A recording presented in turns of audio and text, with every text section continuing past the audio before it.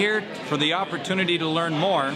Sadly, for the citizens of Clark County, there are a whole host of reasons that most of our citizens are against this, as we've got over 70,000 people a day who commute to Oregon, and they'd be paying more than their fair share of those tolls. They talk about value pricing. Question number one is, where's the value? In a sense, their whole goal is to inflict some financial pain and to find a point where if there's enough pain, people will get off I-5 and I-205. Well, where are those people going to go?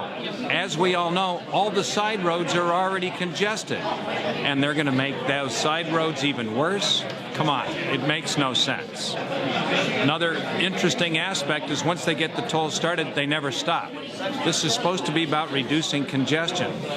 Question, when the roads are not congestion, will there be no tolls? Amazingly, in the state of Virginia last fall, they started a congestion pricing program.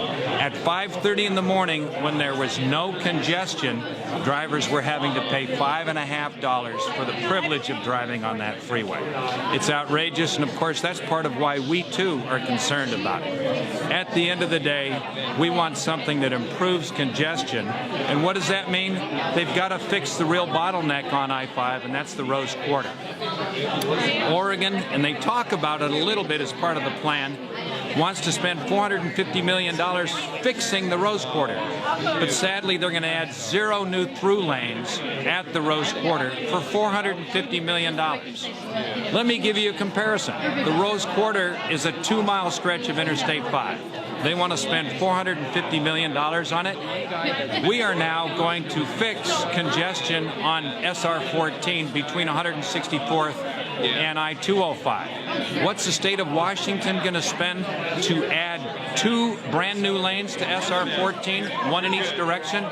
Washington's going to spend $25 million to add 2 miles, 1 lane in each direction on SR 14. Oregon wants to spend $450 million, and they're going to add 0 new through lanes on I-5 at the Rose Quarter. That's a sad waste of money, and that's just one of the many concerns we have. And why should Washington citizens be paying for that? Half of the $450 million is going for community redevelopment. An OPB reporter told that to me at one of the Value Pricing Committee meetings. They want to build 2 concrete lids over the top of I-5 in the area of the Rose Quarter, and they want to put pedestrian areas, bicycle areas, some transit areas on top, but half of that $450 million is going to community redevelopment. That's why they don't have enough money to put more new through lanes at the Rose Quarter.